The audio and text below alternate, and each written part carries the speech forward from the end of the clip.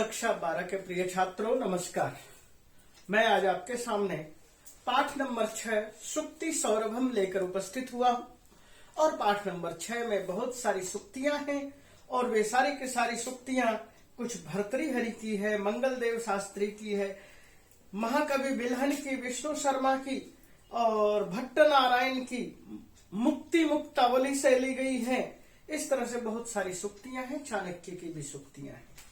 सुक्तियों का मकसद क्या होता है, ये चीजें हमें जानना जरूरी है।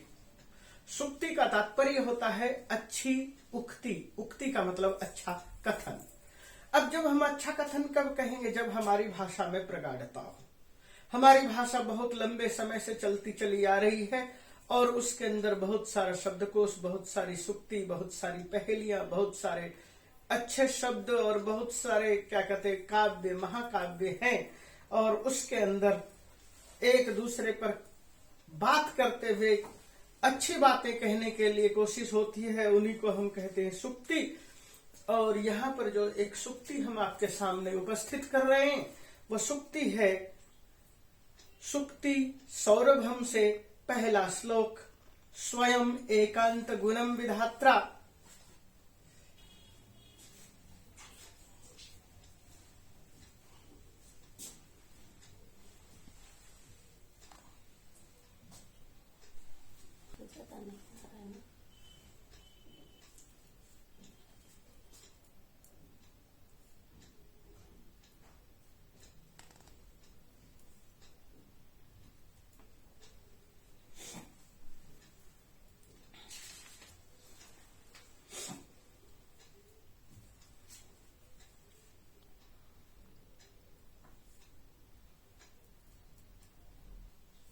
आपने पाठ को देखा। पाठ शुरू होता है स्वयं एकांत गुणम विधात्रा विनिर्मितम छादनम अज्ञताया विशेषतः सर्वविदाम समाजे विभूषणम मौनम अपंडितानाम। यह एक श्लोक था और इस श्लोक को लिखा है भर्तृहरि ने।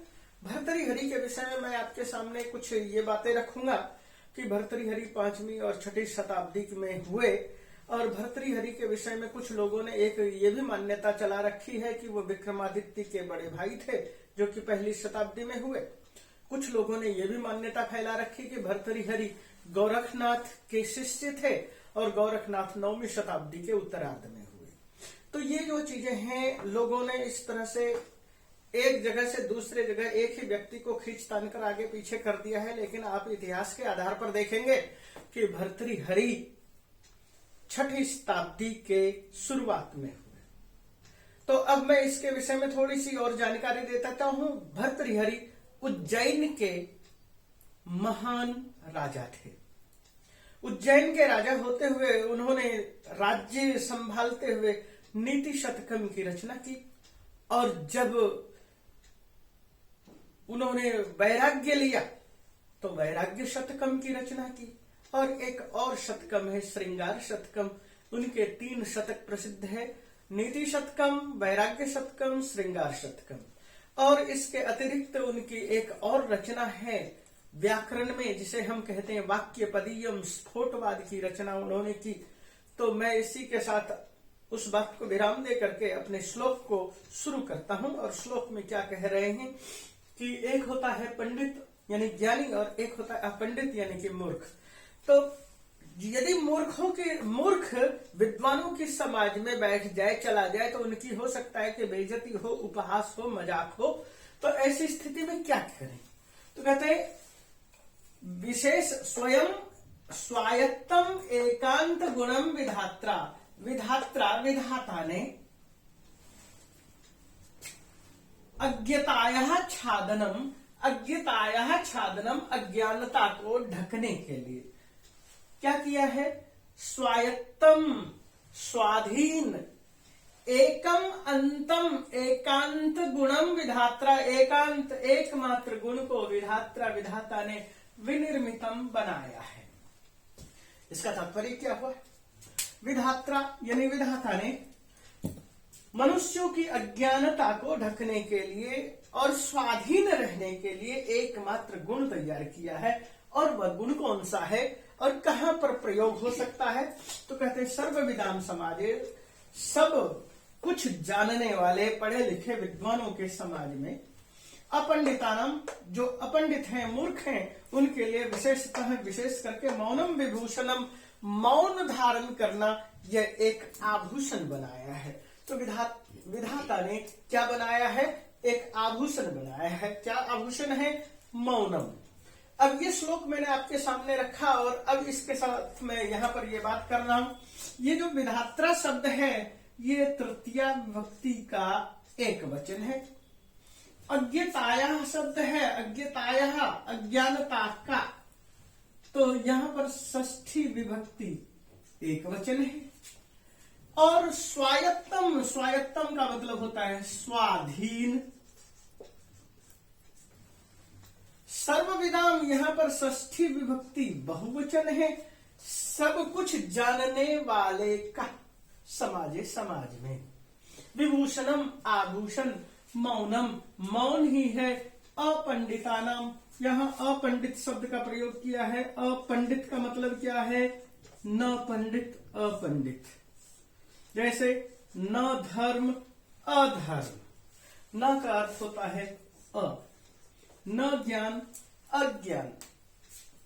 तो ये क्लियर हो गया। सर्वविदाम समाजे, सर्वविद समाज में, पढ़े लिखे विद्वानों के समाज में, विद्वानों की मंडली में। अपंडिताना, मूर्खों के लिए, अपंडित के लिए विशेष करके एक आभूषण बनाया। उस आभूषण का नाम है मौनम, मौन। तो इसमें आपको, मुझे लगता है कि सब कुछ समझ में आ गया। और इसमें विशेष क्या बात कह सकते हैं? विशेष बात यही कह सकते हैं, संक्षेप में आप इसको ऐसे लिखिए, समझिए, जानिए कि विधाता ने मूर्खों के लिए एक आभूषण बनाया, जिस आभूषण का नाम है मौन। विद्वान जनों के समाज में रहते हुए भी वह अपने आप को शांत रख करके, मौन रख करके अपने अज्ञानता को छिपा सकता है। इसी तरह की हमें कुछ ऐसी पंक्तियां मिलती है कि एक मर्चेंट ऑफ द वेनिस में करेक्टर था जिसका नाम था सर ओक्कल। बड़ा चेहरा था, गोरा सा चेहरा, गोरा रंग था, बड़ा सा चेहरा था, लंबी कदकाठी थी। और जहां कहीं भी सभा सोसाइटी होती थी वहां पर जाता था, जाकर के चुपचाप बैठा रहता था पीछे की सीट पर। और जब भी खाना पीना हो जाता था वह उठकर अपने घर चला जाता था। हर कोई समझता था कि इतना बड़ा सर है तो इसका मतलब बहुत अधिक बुद्धिमान है, कोई उससे जल्दी से कुछ पूछता भी नहीं था।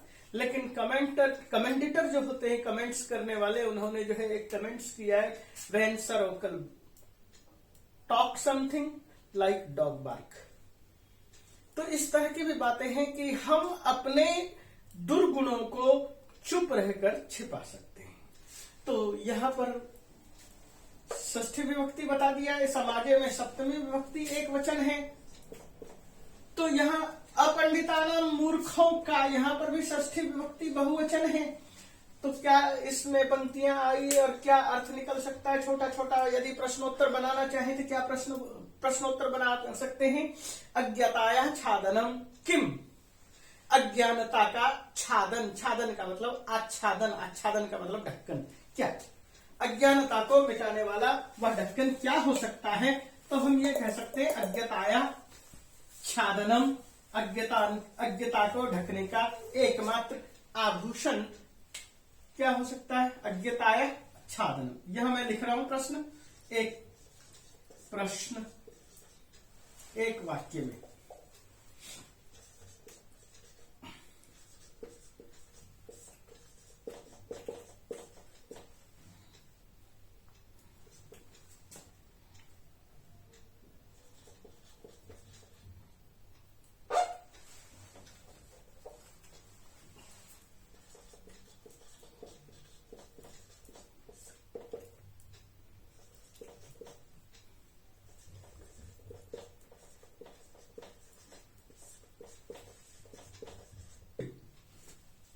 अज्ञानता को किस चीज से ढक सकते हैं? मौनम, अज्ञाताया आच्छादनम, मौनम। नंबर 2 प्रश्न कर सकते हैं, केन विनिर्मितम। उत्तर उत्तर होगा विधात्रा, विधाता ने। कुत्र उपविष्टे सति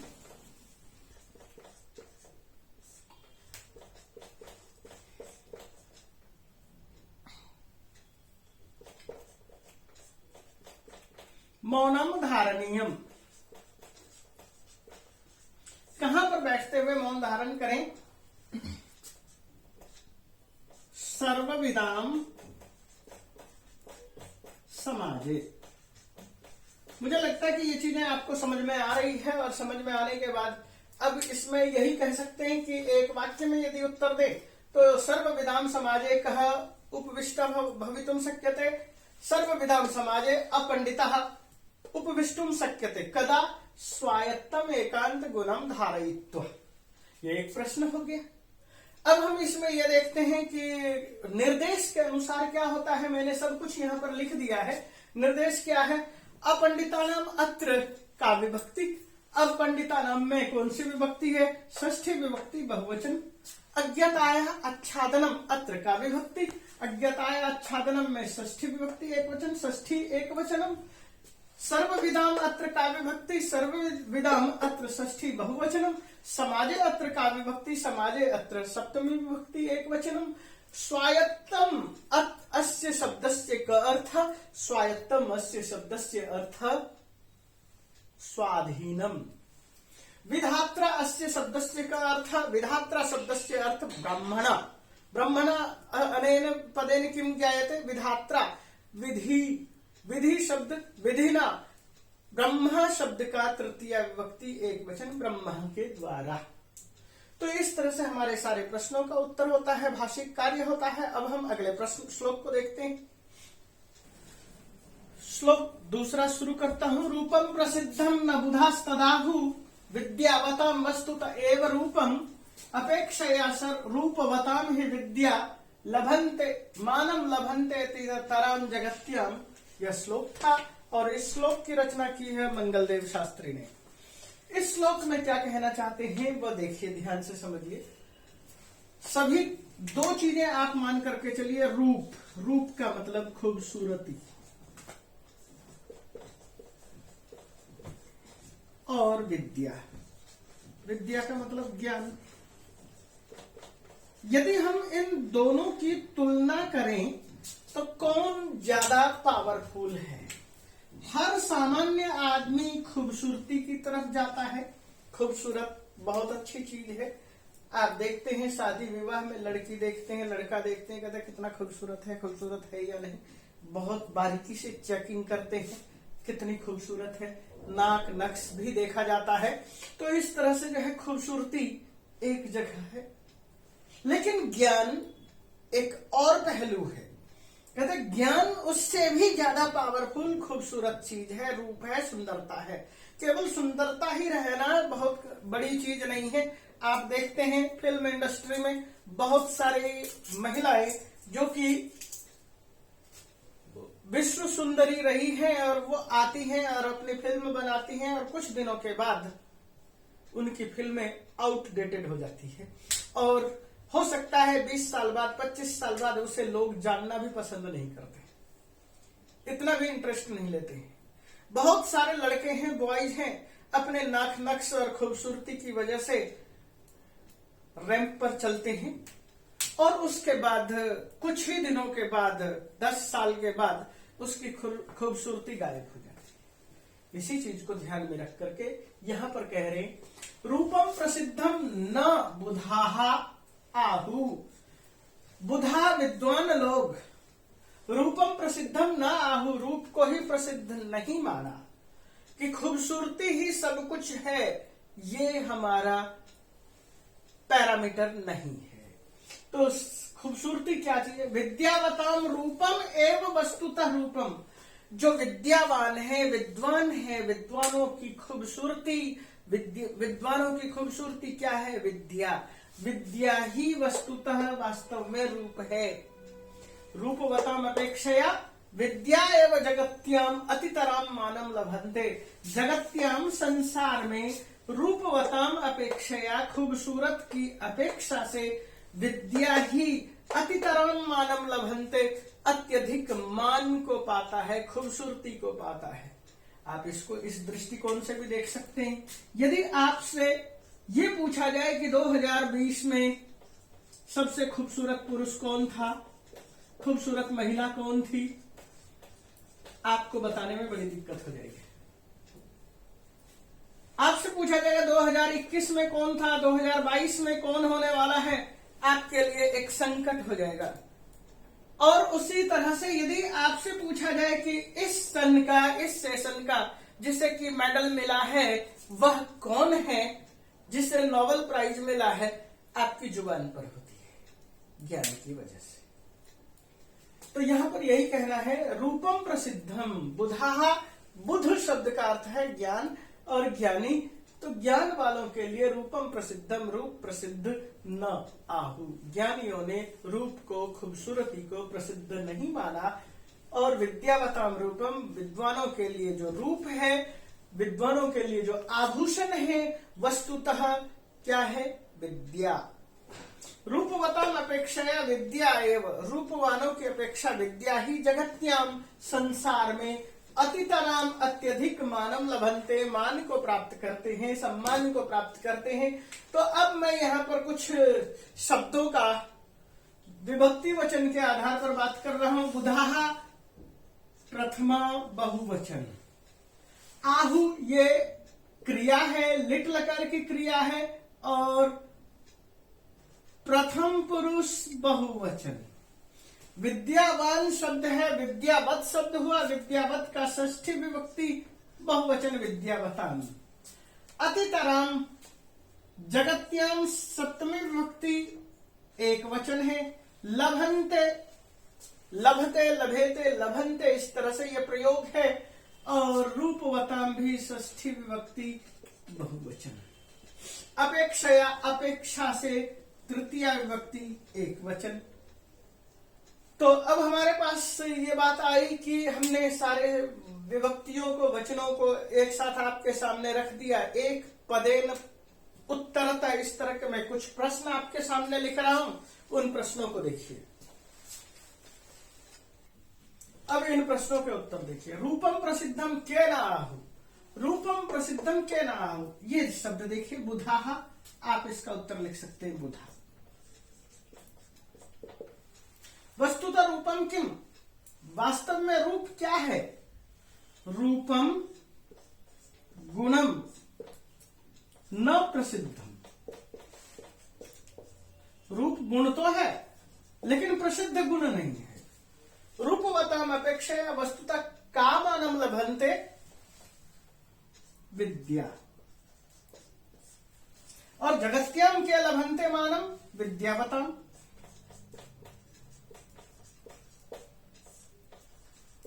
तो इस तरह से हमारा ये प्रश्नोत्तर हो जाता है। हमने इसमें ये देखा, सारी विभक्तियां आपके सामने मैंने रख दी है, और उसके बाद मैंने प्रश्नोत्तर आपके सामने रख दिया है। अब इसके बाद हम क्या कर सकते हैं, श्लोक नंबर 3 देखते हैं। तो श्लोक नंबर 3 देखिए। यह श्लोक लिखा है भट्ट रामनाथ शास्त्री ने।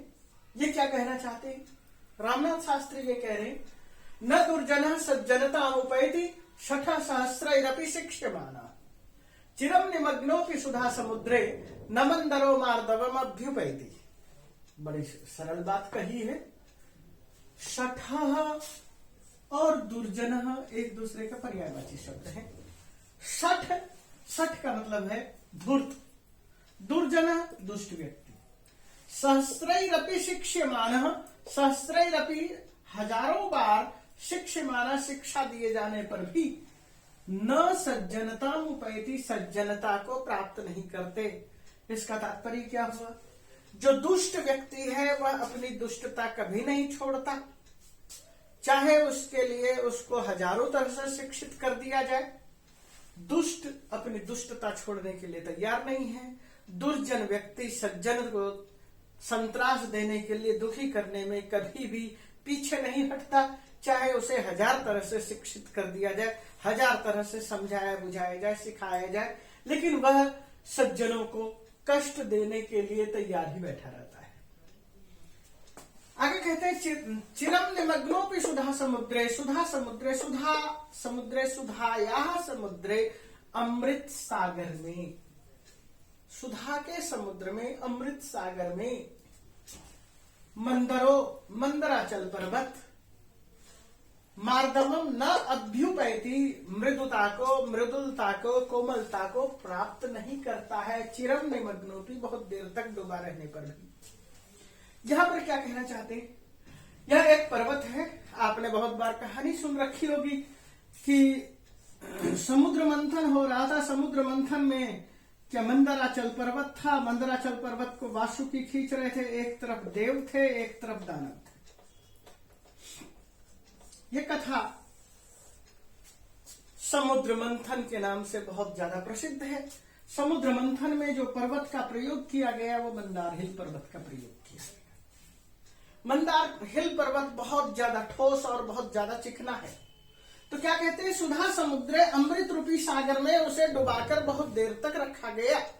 चिरम निमग्नापि, बहुत देर तक डुबाकर रखने के बाद भी उसके पत्थरों में मृदुता नहीं आई, कोमलता नहीं आई, मृदुता को प्राप्त नहीं किया, यानी वह जैसा था वैसे का वैसा ही बना रहा। तो तात्पर्य क्या हुआ कि जैसे कि मंदार हिल पर्वत में कोमलता नहीं आई, ठीक उसी तरह से सज्जनों के अंदर तो सज्जनता रहेगी और दुर्जनों के अंदर दुर्जनता रहेगी। जो शठ होते हैं, धूर्त होते हैं, वो धूर्तता छोड़ने के लिए तैयार नहीं होते हैं। दुर्जन व्यक्ति अपनी दुर्जनता को त्यागने के लिए तैयार नहीं होते। एक छोटी सी कथा आती है कि एक सन्यासी बाढ़ में बहते हुए एक बिच्छू को बचाने लगा, तो जैसे ही बिच्छू को अपने हथेली पर लिया, बिच्छू ने उसे काट लिया। उसके बाद उसने उसको छोड़ दिया पानी में, फिर दोबारा से उसे उठाया, फिर दोबारा बिच्छू ने काटा, फिर पानी में छोड़ा क्योंकि डंक का जहर ज्यादा था, फिर दोबारा से उसने गिराया और फिर उठाया तो फिर उसने काट लिया। तात्पर्य क्या था, कहता है कि बिच्छू अपनी दुष्टता नहीं छोड़ता, और जो सज्जन था, जो उठाने वाला था, पानी से निकालना चाह रहा था, उसके जीवन रक्षा के लिए चाहता था, उसकी भलाई चाहता था, वह अपनी भलाई में लगा हुआ था, लेकिन दुष्ट अपनी दुष्टता नहीं छोड़ रहा था। जबकि उसके सामने एक ये स्थिति थी कि अब मरे तब मरे, बाढ़ में डूब रहा था। तो दुष्ट व्यक्ति हजारों द्वारा भी शिक्षा देने के बाद भी अपनी दुष्टता नहीं छोड़ता, और सज्जन आदमी सज्जनता नहीं छोड़ता। तो तात्पर्य क्या है, इसको एक श्लोक के माध्यम से बताया कि समुद्र मंथन के अंदर जो प्रयोग किया गया मंदराचल पर्वत है, वह अपनी उसमें अमृत में डुबाने के बाद भी उसके अंदर मृदुता नहीं आई, और इसी भाव को लेकर के इस श्लोक की रचना की कि मंदराचल पर्वत कठोर का कठोर है, दुष्ट आदमी दुष्ट का दुष्ट ही रहता है। यही कहना है इस शास्त्री का, यानी कि भट्ट का। तो ये श्लोक हमने देखा। अब इस श्लोक के अंदर कुछ प्रश्नोत्तर देख लेते हैं एक पद में, तो देखते हैं आगे। हमने यहाँ पर यह प्रश्न रखा, कह सज्जनता न उपैति, सज्जनता को कौन प्राप्त नहीं करता है, दुर्जना। इसका उत्तर होगा दुर्जना, दुष्ट। कह सहस्रैरपि शिक्ष्यमाणः सज्जनो न भवितुं शक्यते, शठ, धूर्त। मंदरः कस्य वाचकः, पर्वतस्य। किम मंदरः मार्दवम् एति न अभ्युपैति। अत्र यहां पर कौन सी संधि है, अभी जोड़ उपैति, अभ्युपैति, यण संधि है।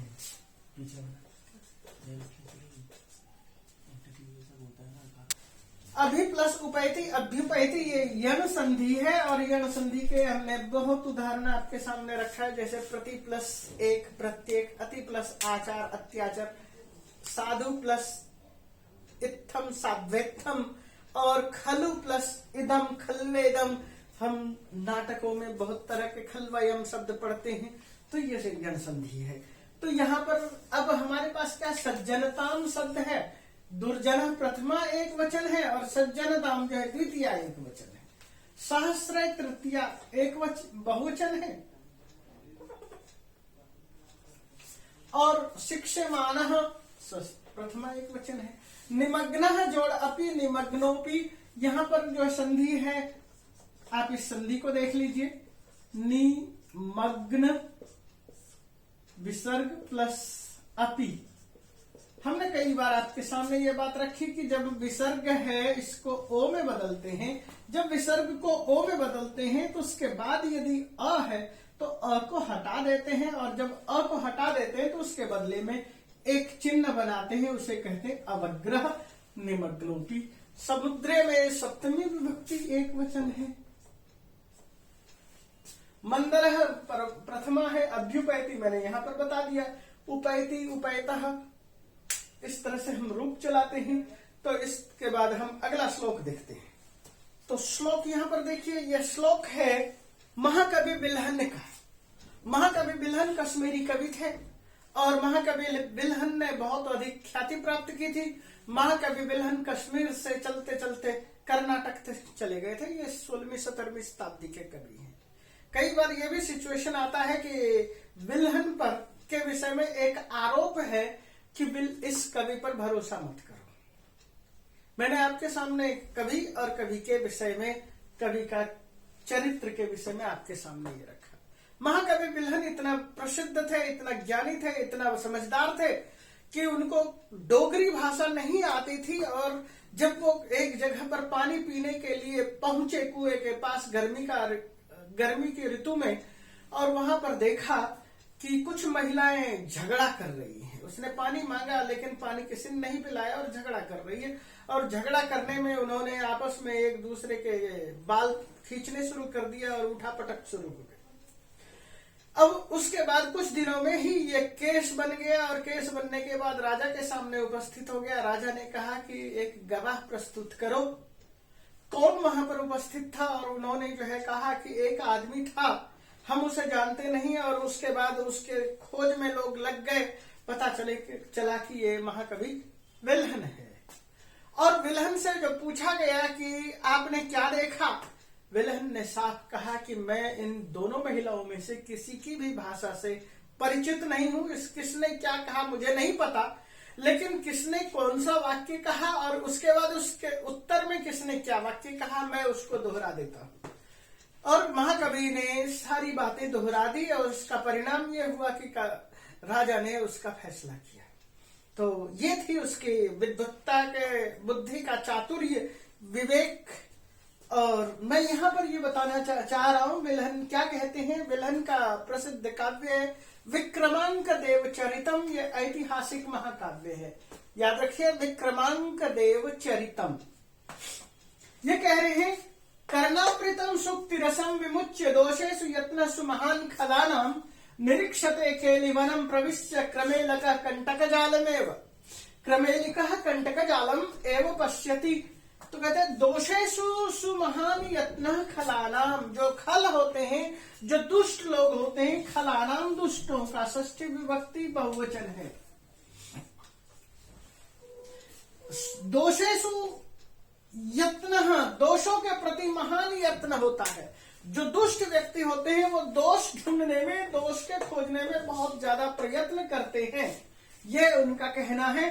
और क्या कहते हैं, कर्णामृतम सुक्ति रसम विमुच्य, कान में अमृत लगने वाला, कान को मीठा लगने वाला, कान को संतुष्टि देने वाला अमृत रस को छोड़ करके दुष्ट खराब चीजों के लिए महान यत्न करता है।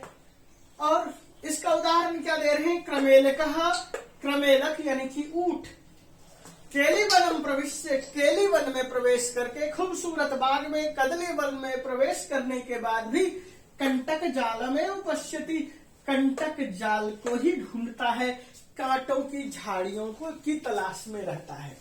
तात्पर्य क्या हुआ, अब इसका यहाँ अन्वय देखिए। खलानाम दोषेषु महान यत्न भवति, खलानाम दुष्टों का दोषेषु दोष ढूंढने में महान यत्न होता है। जो दुष्ट प्रवृत्ति के लोग होते हैं उनका काम होता है हर चीज में बुराई को टटोलना, खोजना, तलाशना। कर्णामृतम मधुरम सुक्ति रसम विमुच्य, जबकि कान को अमृत सा लगने वाला, संतुष्ट लगने वाला मधुर सुक्तियों के रस को छोड़ देता है और उसमें से यदि किताब में खराब चीजें हैं उसको उठा लेता है। अन्यम निरीक्षते, अन्य दूसरी चीजों का निरीक्षण करता है। तब देखा जैसे क्रमेलक, क्रमेलक, और क्रमेलक शब्द का अर्थ है ऊंट। यदि आपको ऊंट शब्द याद नहीं रहता है, क्रमेलक का ही एक शब्द है कैमल, आप उसे याद रखिए। कैमल, क्रमेलक, ऊंट का पर्यायवाची इंग्लिश में ट्रांसलेशन की तरह से चला गया। तो केलिवनम, केलिवन का मतलब है कदली वनम, और प्रविश्य प्रउपसर्ग है, विष धातु है और ल्यप प्रत्यय है। कंटक जालम, कंटक जाल का मतलब कांटे की का जाल, कांटे की झाड़ियों को निरीक्षते देखता है। अब यहाँ पर क्या शब्द कठिन हुआ, विमुच्य। विमुच्य का भी यहाँ पर भी उपसर्ग है, मुच धातु है और ल्यप प्रत्यय है। सुक्ति रसम, सुक्ति रूपी रस, सुक्ति का मतलब अमृत रूपी रस।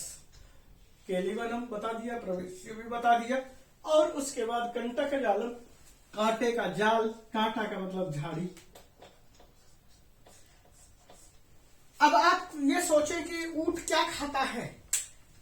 ऊंट बबूल, बबूल की झाड़ियों में जहां कांटे लगे हुए हैं उनको खाना चाहता है। बबूल की झाड़ी है, जिसको जो पसंद है, बेशक वह केला कितना ही सॉफ्ट हो, नरम हो, मीठा हो, उसको केला नहीं चाहिए, उसको बबूल चाहिए। तो कांटे की झाड़ी पसंद करता है कौन, ऊंट। तो दुष्ट आदमी जो होता है वो क्या करता है, दोषों को खोजता है, अच्छी चीजों को छोड़ता चलता है। तो इसी के साथ मैं अब आपके सामने कुछ वो चीजें रख रहा हूं जो एक पद में और एक वाक्य में उत्तर हो सकता है। एक पदेन, तो उसको देखिए। एक पदेन उत्तरतः, एक पद में उत्तर देना। के दोषेषु यत्नम कुर्वन्ति, कौन दोषों में यत्न करता है, खलाहा, इसका उत्तर होगा खलाहा। कम कंटक जालम कह कंटक जालम पश्यति, क्रमेलकः। सुक्ति रसम का विमुंचति, दुष्टः। केलिवनम इत्यस्य तात्पर्यः कः, केलिवन का तात्पर्य क्या है, मधुर फल युक्तम उपवनम। क्रमेलक इत्यस्य पर्यायकः उष्ट्रः। दोषेषु काव्यभक्ति सप्तमी बहुवचनम, खलानाम इत्यत्र काव्यभक्ति षष्ठी बहुवचनम, कंटक जालम अत्र काव्यभक्ति द्वितीया एकवचनम। अव्यय पदम किम, एव। एव क्या है, अव्यय है। यत्नः, प्रयत्नः, यह है। सुक्ति रसम, कर्ण जोड़ अमृतम, कर्णामृतम। आप इसको यहां पर लिख सकते हैं, कर्ण प्लस अमृतम, कर्णामृतम। यहां क्या हुआ, कौन सी संधि हुई, वृद्धि संधि। प्रविश्य और विमुच्य, इन दोनों स्थानों पर क्या है, वि उपसर्ग है, मुच धातु है, ल्यप प्रत्यय है, प्र है उपसर्ग, विष धातु है, ल्यप प्रत्यय है। तो इस तरह से यह हमारा श्लोक कंप्लीट होता है। अगले श्लोक की तरफ बढ़ेंगे। 3 श्लोक नंबर 5 है, उत्साह संपन्नम अदीर्घ सूत्रम क्रिया विधिज्ञम व्यसनेषु सक्तम शूरम कृतज्ञम दृढ़ सौहृदम च लक्ष्मी स्वयं याति निवास हेतु। तो यह विष्णु शर्मा के द्वारा लिखित पंचतंत्र के पंक्ति है, पंचतंत्र से लिया गया है। और इन श्लोकों में क्या कहा जा रहा है उसको ध्यान देना कि मनुष्य को यदि आगे बढ़ना है तो 2 तरह के मनुष्य होता है। एक लक्ष्मी के पीछे जाता है और एक लक्ष्मी उसके पीछे जाते हैं।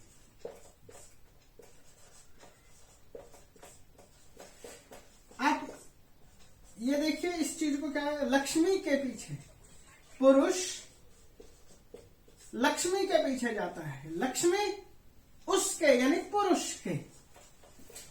ये दो स्थिति है, नंबर 1 स्थिति और नंबर 2 स्थिति। तो पुरुष लक्ष्मी के पीछे जाते हैं। हर मनुष्य धन कमाने के लिए दौड़ रहा है, महान यत्न कर रहा है, अधिक से अधिक उन्नति के लिए, अधिक से अधिक लाभ के लिए दौड़ रहा है। ये हर पुरुष कर रहा है। और कुछ ऐसे पुरुष हैं जिसके पीछे लक्ष्मी खुद दौड़े चली जा रही है, भागे चली जा रही है उस पुरुष को खोजने के लिए। तो वो गुण कौन से होने चाहिए, उस गुण की चर्चा कर रहे हैं।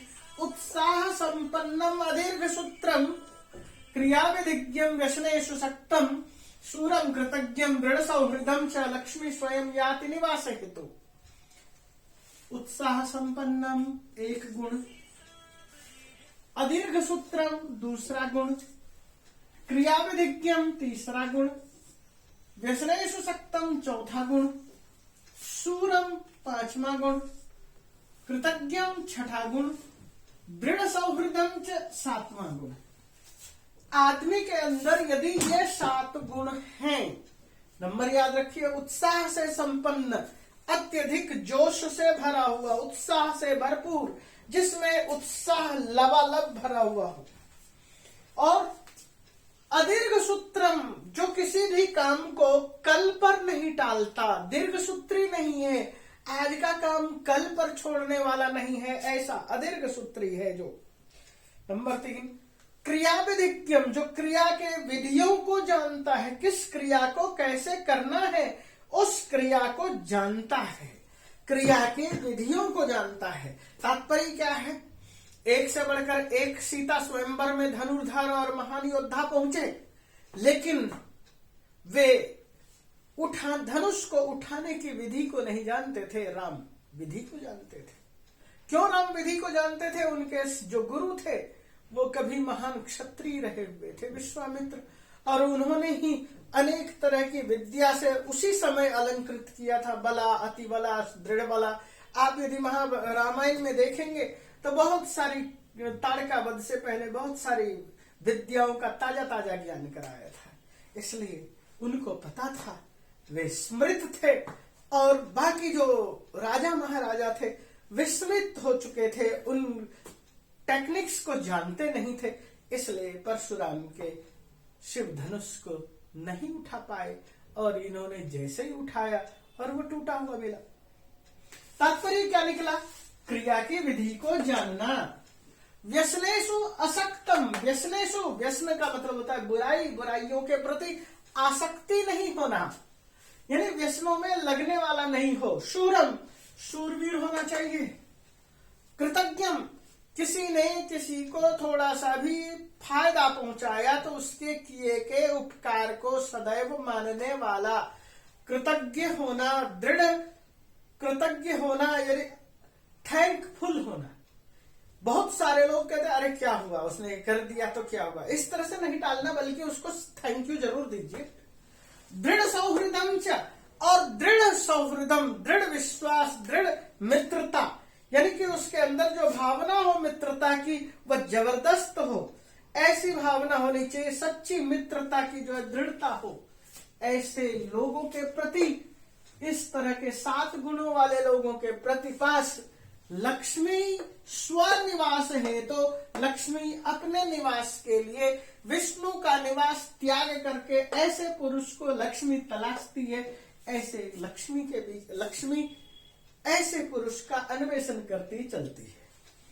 तो ये श्लोक था, श्लोक का ये अर्थ था, भावार्थ था। मैं अन्वय में उसी चीज को अलग अलग कर रहा हूं। उत्साह संपन्नम अदीर्घ सूत्रम और क्रिया विधिज्ञम व्यसनेषु असक्तम शूरम कृतज्ञम दृढ़ सौहृदम च, ये थे सप्तगुण, ये 7 गुण हैं। पुरुषम, ऐसे सप्तगुणात्मकः पुरुषा ये सन्ति तम स्वनिवास हेतु अन्वेषयति। कह अन्वेषयति? लक्ष्मी अन्वेषयति, या लक्ष्मी शब्द छूट गया है। तो अपने निवास के लिए लक्ष्मी तलाशती है, लक्ष्मी ऐसे पुरुष को ढूंढती है। इसलिए मैंने यहाँ पर कहा 2 तरह के पुरुष होते हैं। एक पुरुष जो कि लक्ष्मी के लिए जाते हैं, लक्ष्मी के लिए प्रयत्न करते हैं, और एक वे पुरुष जिनके लिए लक्ष्मी स्वयं आती है। तो इसी के साथ मैं इस श्लोक को यहां खत्म कर रहा हूं। इसमें जो है कुछ एक पदेन उत्तरतः मैं उनको लिख रहा हूं। तो श्लोक मैंने यहां शुरू किया, एक पदेन उत्तरतः, एक पद में उत्तर होना है। श्लोके कति गुणः ख्याता, श्लोक में कितने गुण कहे हैं? ख्याता मतलब कहे हैं या कथिता, तो कितने गुण कहे हैं? 7। कहाँ निवास है तो पुरुषम अन्वेषयति, कौन निवास के लिए पुरुष को खोजती है? लक्ष्मी।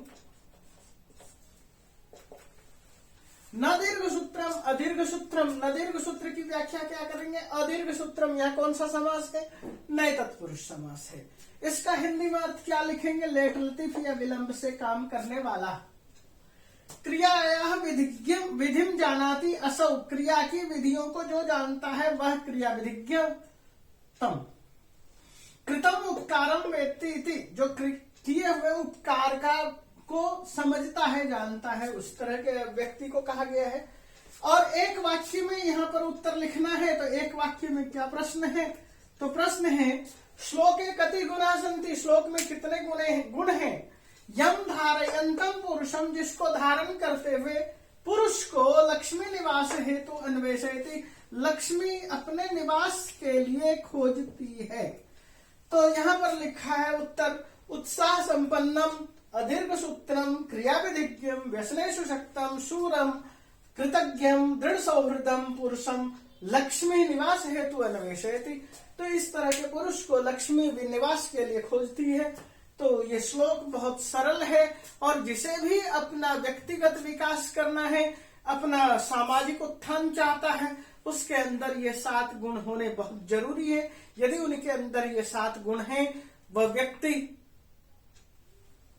फर्श से अर्श पर जाने में देर नहीं करेगा। तो इसी भावना को रखते हुए मैं यहाँ पर यह श्लोक को विराम दे रहा हूं, और इसके बाद मैं अगले श्लोकों को, इस श्लोक पाठ में 12 श्लोक है, मैंने यहाँ 6 श्लोक कराए हैं, तो मैं इसको पाठ में बांट रहा हूं। पाठ नंबर 1 ये मैंने अभी आपके बताया, पाठ नंबर 2 में अगले 6 श्लोकों को आपके सामने प्रस्तुत करूंगा। तो अगले श्लोकों को फिर देखेंगे।